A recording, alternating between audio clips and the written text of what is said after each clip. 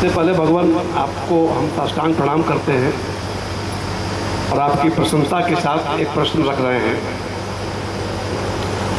सनत सुजातीयम में आया है अहम ब्रवीमि प्रमादम वही मृत्यु। और सामान्य रूप से देखा जाता है कि इस शरीर की मृत्यु भी होती है, जन्म भी होता है। तो वहाँ जो मृत्यु कहा गया और यह जो मृत्यु दिखता है, ये दोनों में वैषम्य दिखाई दे रहा है। अब ऊपर बैठ जाइए, प्रश्न तो हो गया। महाभारत में सनत सुजातीय उपपर्व है, उसका वचन है यह।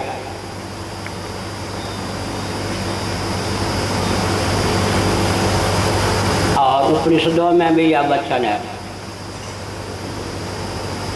इसके अनुसार अच्छा, महाभारत के 3 रत्न पर शंकराचार्य जी का भाष्य। महाभारत के 3 अंशों पर भगवान शंकराचार्य का भाष्य है। विष्णु सहस्रनाम पर, गीता पर है, सनत सुजाति पर भी शंकराचार्य जी का भाष्य। प्रमादो वही मृत्यु उपनिषद में भी आया। प्रमाद का नाम मृत्यु है। यहाँ सैद्धांतिक मृत्यु, 2 प्रकार की मौत होती है। जीवित सब समान थे प्राणी का है या नहीं? जीवित सब समान थे प्राणी। वे कुलक्षणों से युक्त जो प्राणी होते हैं, जीवन काल में ही सबके समान होते। ये सैद्धांतिक परिभाषा है। प्रमाद का नाम मृत्यु है। वहाँ तो और भी बात कही गई। बहुत स्थूल दृष्टि वाले समझते हैं। वहाँ जो उत्तर दिया है धृतराष्ट्र को सनत सुजातीय ने, बहुत स्थूल दृष्टि वालों की यह मान्यता है कि सूक्ष्म और कारण शरीर सहित जीव इस शरीर में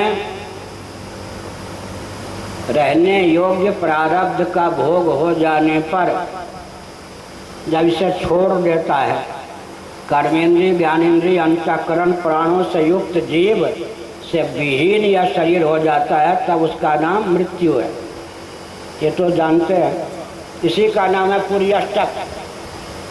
जीव कला संपन्न या पुरी अष्टक संपन्न जीव कला जब इस शरीर का त्याग कर देती है, तब उसका नाम स्थूल रीति से मृत्यु है। पुरी अष्टक किसको कहते हैं? विवेक चूड़ामणि और पैंगलोपनिषद के अनुसार मैं बोल रहा हूँ।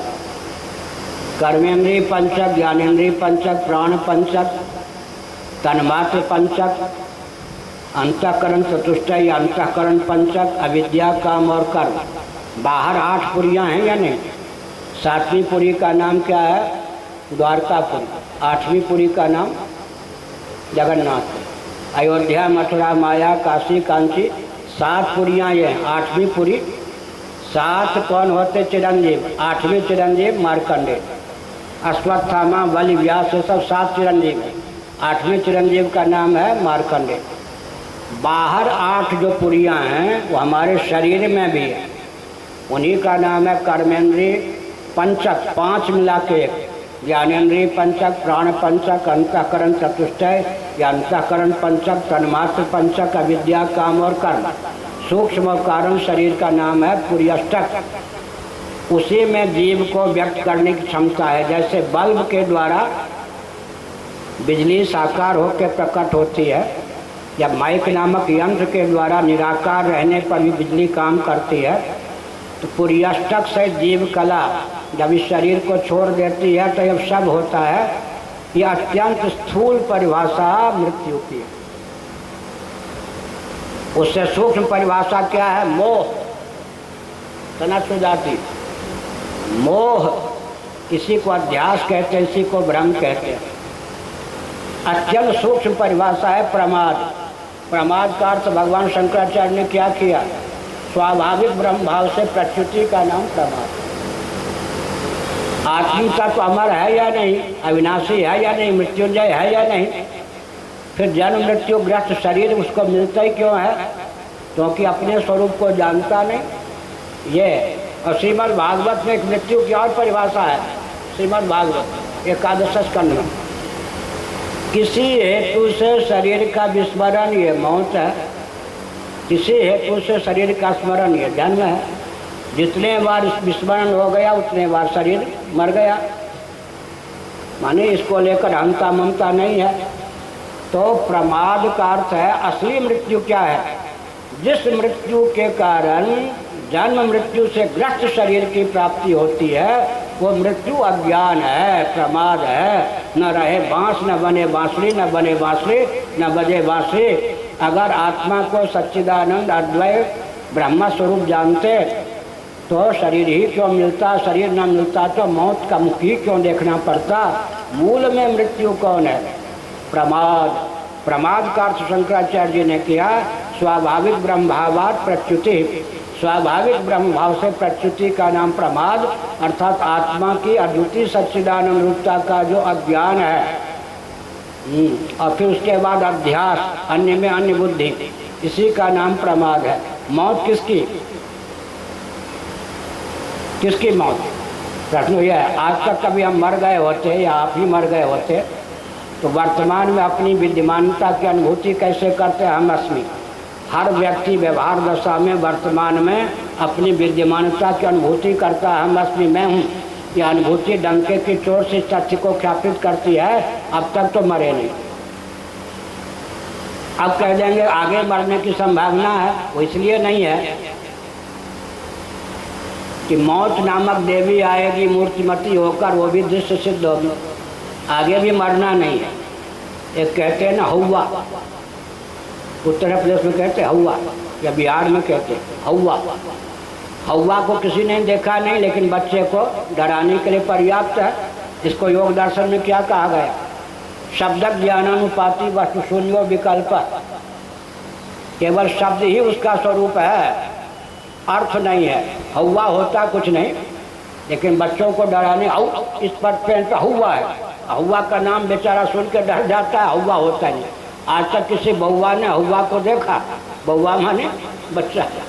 किसी बउआ ने हौवा को देखा, लेकिन हौवा का नाम सुनते ही डर जाता है। इसी प्रकार से प्रश्न यह उठता है कि यह जो हमको मृत्यु है, ये मृत्यु शरीर। अच्छा, बहुत विचित्र बात है। वसुदेव जी श्रीमद् भागवत 10वां स्कंध, मौत की जन्म तिथि क्या है जी? लो कहाँ वो है ना भृगु जी, मौत की जन्म तिथि क्या है? जो शरीर की जन्म तिथि। भागवत, मौत की जन्म तिथि क्या है जी? शरीर की जन्म तिथि। अंग्रेजी वाले बहुत बढ़िया कहते हैं आई एम 5 years old, या 5 साल बुढ़ा है। इसका मतलब जितनी आयु लेकर आया था 5 साल खत्म हो गया, 5 साल मर गया ना। यही कहते हैं ना, 5 साल का बच्चा, ओल्ड, पुराना। इसका अर्थ क्या हुआ? जितनी आयु लेकर आया था। हर क्षण मृत्यु है या नहीं? हर क्षण मृत्यु है या नहीं? तो बहुत बढ़िया। मृत्यु की जन्म तिथि क्या है? देहे न सहजायते। वसुदेव जी ने कहा देहे न सहजायते। शरीर की जो जन्म तिथि है वही मौत की भी जन्म तिथि है। लेकिन ये शरीर जो मृत्युग्रस्त है, ये प्राप्ति ही क्यों होता है? क्योंकि हम अपने आत्मा स्वरूप को अमृत मृत्युंजय आज नहीं जानते। उस अगर अज्ञान ही न होता तो अन्य में अन्य बुद्धि मोह या अध्यास की प्राप्ति कहाँ से होती? अध्यास ही नहीं होता तो शरीर की कहाँ से प्राप्ति? अविद्या, काम और कर्म। सुनिए, मृत्यु के मूल में कौन है? ये कर्म का फल है ना शरीर। शरीर के मूल में कर्म है, कर्म के मूल में कामना है, और कामना के मूल में अज्ञान है। जानाति छठी करोति भी है, अविद्या काम कर्म भी है। रस्सी को रस्सी नहीं जानते, उसे सर्प जान लेते हैं।